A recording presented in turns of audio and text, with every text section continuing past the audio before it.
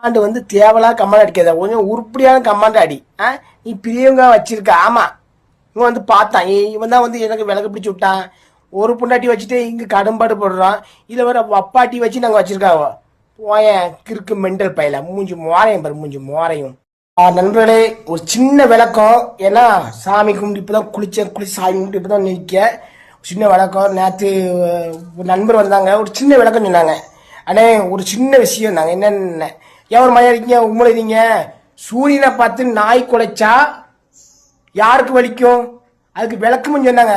ஆமாண்ணே, சூப்பரா இருக்கு, அழகா இருக்கு, நல்ல விளக்கம்னே. அதே மாதிரி தான் உங்க கதை.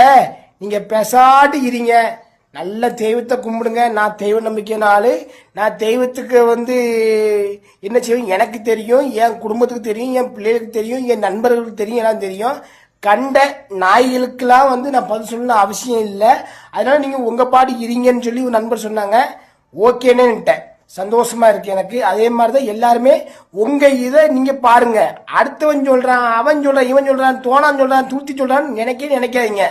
உங்க வழி கரெக்டா இருக்கும், அதை மட்டும் செய்யுங்க. ஓகே.